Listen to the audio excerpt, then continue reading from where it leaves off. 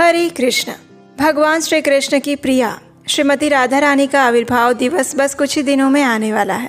प्रत्येक वर्ष भाद्रपद मास के शुक्ल पक्ष की अष्टमी तिथि को हम राधा अष्टमी के नाम से मनाते हैं। पद्म पुराण के ब्रह्म खंड में कहा गया है और ये स्वयं ब्रह्मा जी नारद मुनि से कहते हैं, एकादश्याः सहस्रेण यत् फलं लभते नरः राधा जन्माष्टमी पुण्यम तस्मात् शतगुणाधिकाम्। यानी 1000 बार एकादशी व्रत करने से मनुष्य जिस फल को प्राप्त करता है उसकी तुलना राधा अष्टमी व्रत का फल उससे 100 गुना अधिक मिल जाता है। इतना ही नहीं, गंगा आदि तीर्थों में स्नान करने से जिस फल की प्राप्ति होती है उसी फल की प्राप्ति भगवान श्री कृष्ण की प्राण प्रिया राधा जी की अष्टमी का व्रत करने से होती है। तो इस प्रकार हम देख सकते हैं कि राधा अष्टमी का पर्व कितना महत्वपूर्ण है और विशेषकर भगवान श्री कृष्ण के भक्तों के लिए ये एक दुर्लभ और सुवर्ण समय है। तो चलिए आज के इस वीडियो में हम जानते हैं कि इस बार आने वाली राधा अष्टमी पर्व का पालन कैसे करना है, शास्त्रोक्त विधि से आप इस व्रत का पालन कैसे कर सकते हैं, इसका पारण कैसे करना है। और इसके अलावा भी आपके बहुत सारे प्रश्न हमें मिले थे, उन सभी प्रश्नों के उत्तर भी आज हम इस वीडियो में देने वाले हैं। जैसे कि अगर राधा रानी के विग्रह घर में ना हो तो कैसे पूजा करें, दोपहर तक ही उपवास रखना है तो दोपहर के बाद क्या खाना चाहिए, एक दिन पहले क्या ले सकते हैं, ये और बाकी और भी बहुत सारे प्रश्न हैं। तो अंत तक इस वीडियो को अवश्य सुनिएगा, क्या पता आपके प्रश्न का उत्तर किस स्थान पर आपको मिल जाए। तो चलिए आज का ये राधा अष्टमी विशेष व्रत विधि वीडियो आरंभ करते हैं। सबसे पहले हम आपको बता दें कि इस बार राधा अष्टमी पर्व आ रहा है 31 अगस्त 2025 रविवार के दिन।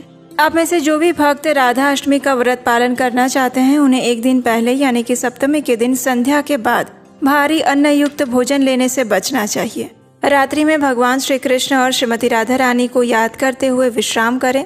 अपने मन और इंद्रियों को संयम में रखते हुए ब्रह्मचर्य व्रत का पालन करें और राधा अष्टमी वाले दिन प्रातः काल में ब्रह्म मुहूर्त में उठ जाए। उठते ही श्रीमती राधा रानी से प्रार्थना करें, उनका स्मरण करें और उसके बाद प्रातःकालीन दैनिक कार्य समाप्त करें। जैसे कि अगर पवित्र नदी में स्नान कर सकते हैं तो ये श्रेष्ठ है, अगर नहीं कर सकते तो घर में गंगा जल के पानी से संपूर्ण स्नान करें। स्नान करने के बाद स्वच्छ वस्त्र धारण करें और भगवान श्री कृष्ण तथा श्रीमती राधा रानी की मंगल आरती करें। अगर आप घर में मंगला आरती नहीं कर सकते तो मंदिर में जाकर उसका दर्शन कर सकते हैं या कम से कम ऑनलाइन दर्शन भी कर सकते हैं। ये आपको किसी भी इस्कॉन मंदिर के ऑफिशियल चैनल पर मिल जाएंगे। उसके बाद अपने घर में पूजा के स्थान पर या मंदिर के पास जाकर अगर आपके पास राधा रानी का चित्र है या उनके विग्रह हैं तो उनकी पूजा अर्चना कर सकते हैं। उनकी षोडश उपचार के साथ धूप दीप गंध नैवेद्य इत्यादि के साथ उनकी पूजन अर्चन करें। उसके बाद तुलसी देवी की पूजा अर्चना करें। उनके समक्ष बैठकर हरे कृष्ण महामंत्र का अधिक से अधिक जप करें। इस दिन आप श्रीमती राधा रानी के नाम का जप भी कर सकते हैं, लेकिन हरे कृष्ण महामंत्र के अंदर श्रीमती राधा रानी का नाम अनेकों बार आता है और वो नाम है हरा, यानी कि भगवान की जो हरा शक्ति है जिसे हम हरे नाम से उच्चारण करते हैं और इसीलिए ये महामंत्र अत्यंत शक्तिशाली है। इसमें श्रीमती राधा रानी और भगवान श्री कृष्ण के नाम अनेकों बार आते हैं और इसीलिए हर बार हम आपसे यही प्रार्थना करते हैं कि आप इस हरे कृष्ण महामंत्र का जप कीजिए। तो राधा अष्टमी के दिन आप अपनी क्षमता अनुसार अधिक से अधिक हरे कृष्ण महामंत्र यानी हरे कृष्ण कृष्ण कृष्ण हरे हरे हरे राम राम राम हरे हरे इस महामंत्र का अधिक से अधिक संख्या में जप कीजिए। राधा अष्टमी के दिन हम उपवास का पालन करते हैं और विशेषकर ये उपवास दोपहर के समय तक रखा जाता है। अगर आप संपूर्ण निर्जल उपवास रख सकते हैं तो ये सबसे अच्छा है। अगर नहीं रख सकते तो केवल जल पर आप ये उपवास रख सकते हैं, लेकिन प्रयास करें जल से आगे ना बढ़ें क्योंकि ये सिर्फ आधे दिन का यानी दोपहर तक का ही उपवास होता है। तो अगर आपके लिए संभव है तो दोपहर तक निर्जल या फिर सजल उपवास अवश्य रखें। उसके बाद दोपहर के समय में श्रीमती राधा रानी और भगवान श्री कृष्ण का पंचामृत से स्नान अभिषेक करवाएं। अभिषेक की संपूर्ण विधि हम पहले ही जन्माष्टमी के व्रत में बता चुके हैं। अभिषेक करने के बाद अब श्रीमती राधा रानी को और भगवान श्री कृष्ण को सुंदर नए वस्त्र पहनाएं। उन्हें स्वादिष्ट सात्विक अन्न भोग अर्पण करें और उन सब में तुलसी पत्र रखें। जब भगवान भोग स्वीकार कर ले उसके बाद उन दोनों की विशेष आरती करें, उन्हें धूप अर्पित करें, पुष्प अर्पित करें और अभिषेक द्वारा जो चरणामृत आपको प्राप्त हो रहा है उसी के माध्यम से आप अपना राधा अष्टमी का व्रत खोल सकते हैं। और आप दोपहर के बाद अन्न प्रसाद ले सकते हैं। राधाष्टमी वाले दिन प्रयास करें कि राधा रानी के विविध स्तोत्र और मंत्रों का जप करें, जैसे कि राधा कृपा कटाक्ष स्तोत्र इस दिन उच्चारण करना चाहिए या फिर उसको सुनना चाहिए।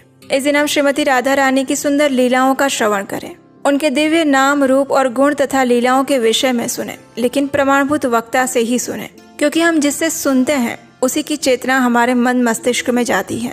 इसलिए प्रयास करें कि किसी प्रमाणभूत गुरु जो स्वयं गुरु परंपरा में आते हो और जो भगवान श्री कृष्ण के भक्त हों, ऐसे लोगों से ही श्रीमती राधा रानी की लीलाओं का श्रवण करें।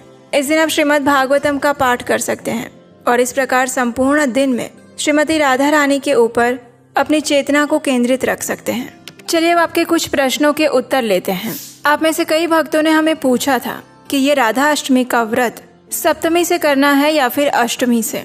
तो देखिए, ये राधा अष्टमी का व्रत आप एक दिन पहले से शुरू कर सकते हैं, लेकिन कैसे? तो जैसे हमने आगे बताया, राधा अष्टमी के एक दिन पहले यानी सप्तमी के दिन संध्या काल के बाद भारी अन्न युक्त भोजन ना लें। अपने मन तथा इंद्रियों को वश में रखते हुए भगवान श्री कृष्ण और श्रीमती राधा रानी का नाम जप करते हुए, उनका चिंतन और उनके दिव्य गुणों को स्मरण करते हुए रात्रि में विश्राम करें और फिर अगले दिन प्रातः काल में यानी राधा अष्टमी वाले दिन सभी विधि विधानों और नियमों का पालन करना आरंभ करते हैं। इस प्रकार आपको सप्तमी से व्रत आरंभ करना है और उसकी पूर्णाहुति होगी अष्टमी के दिन। दूसरा एक प्रश्न हमें आया था कि राधा अष्टमी के दिन क्या सिर्फ 12 बजे तक ही उपवास करना होता है या फिर संपूर्ण दिन में उपवास का पालन करना है? तो देखिए, राधा अष्टमी का व्रत दोपहर तक होता है और दोपहर में कई मंदिरों में राधा रानी का अभिषेक किया जाता है और उनके चरणामृत के साथ ही इस व्रत को खोला जाता है। लेकिन कई स्थानों पर भक्त संपूर्ण दिन भी राधा अष्टमी व्रत का पालन करते हुए उपवास रखते हैं। कुछ भक्त 12 बजे के बाद सिर्फ एकादशी प्रसाद के साथ व्रत रखते हैं और कुछ स्थानों पर 12 बजे के बाद अन्न प्रसाद लेकर भी व्रत रखा जाता है। तो आप अपनी शारीरिक क्षमता अनुसार इस व्रत का पालन कर सकते हैं। आदर्श स्थिति ये होती है कि दोपहर 12 बजे तक आप निर्जल या फिर सजल उपवास रखें और उसके बाद चरणामृत के साथ आप इस व्रत को खोलें और 12 बजे के बाद आप अन्न प्रसाद ले सकते हैं और उसके बाद भी संपूर्ण दिन में जो आपने राधा रानी को भोग लगाया था वो भी ले सकते हैं और कोई भी सात्विक अन्न प्रसाद पूरे दिन में लिया जा सकता है। तीसरा एक महत्वपूर्ण प्रश्न हमें आया था जिसमें आप पूछ रहे थे कि अगर किसी के घर में राधा रानी का चित्र या उनके विग्रह ना हो तो कैसे पूजा करनी चाहिए। तो देखिए, अगर आपके घर में राधा रानी का विग्रह नहीं है और आप अभिषेक नहीं कर पा रहे हैं तो कोई बात नहीं, बिना अभिषेक के भी आप ये व्रत पालन कर सकते हैं। अगर आपके घर में सिर्फ राधा रानी का चित्र है, जो कि सामान्य रूप से लगभग सभी के घर में होता है, तो आप राधा रानी और भगवान श्री कृष्ण के चित्र को एक मध्यम उच्च आसन पर स्थापित करें, उस पर स्वच्छ वस्त्र बिछाएं और उस चित्र को रख कर आप उनकी पूजा आराधना कर सकते हैं, उनकी आरती कर सकते हैं, उन्हें भोग लगा सकते हैं, उन्हें धूप दीप पुष्प नैवेद्य इत्यादि अर्पण कर सकते हैं। और इस प्रकार से आप राधा अष्टमी वाले दिन अगर आपके घर में चित्र हैं तो आप उनकी पूजा अर्चना कर सकते हैं। लेकिन अगर किसी के घर में राधा रानी का चित्र भी नहीं है तो क्या करें? तो ऐसे में आप बिना चित्र या विग्रह के भी राधा अष्टमी का व्रत रख सकते हैं और उसके सभी नियमों का पालन कर सकते हैं। अगर आप प्रत्यक्ष पूजा अर्चना नहीं कर सकते हैं तो मानसिक रूप से पूजा अर्चना करें। और अगर आपके घर के आसपास में कोई मंदिर है जहाँ पर राधा अष्टमी का पर्व मनाया जा रहा है तो वहाँ जाकर आप राधा रानी के दर्शन कर सकते हैं। बिना अभिषेक और बिना पूजा किए भी राधा अष्टमी का व्रत रखा जा सकता है। एक और महत्वपूर्ण प्रश्न आया था कि कुछ महिलाएं पीरियड्स में अगर हैं तो उन्हें राधा अष्टमी का व्रत कैसे करना चाहिए। तो उसके भी नियम वही है, सरल है। आप प्रत्यक्ष सेवा पूजा नहीं कर सकते, राधा रानी के लिए भोग नहीं बना सकते, उनका अभिषेक नहीं कर सकते, उनका श्रृंगार नहीं कर सकते, लेकिन आप उपवास का पालन कर सकते हैं, हरे कृष्ण महामंत्र का अधिक से अधिक जप कर सकते हैं, उनके दिव्य लीलाओं और कथाओं का श्रवण और कीर्तन कर सकते हैं और सच्ची साधना यही है। इसलिए पीरियड्स काल में भी आप उपवास रख सकते हैं और बाकी आपकी आध्यात्मिक जो भी प्रक्रियाएं हैं, कार्य हैं, उसे संपन्न कर सकते हैं। उसके बाद एक और प्रश्न आया था कि गर्भवती महिलाएं इस राधा अष्टमी व्रत का पालन कैसे कर सकती हैं। तो गर्भवती महिलाओं के लिए इस राधा अष्टमी व्रत का पालन करने में कोई समस्या नहीं है। वे सरलता से सभी नियमों का पालन करते हुए राधा अष्टमी पर्व का पालन कर सकती हैं।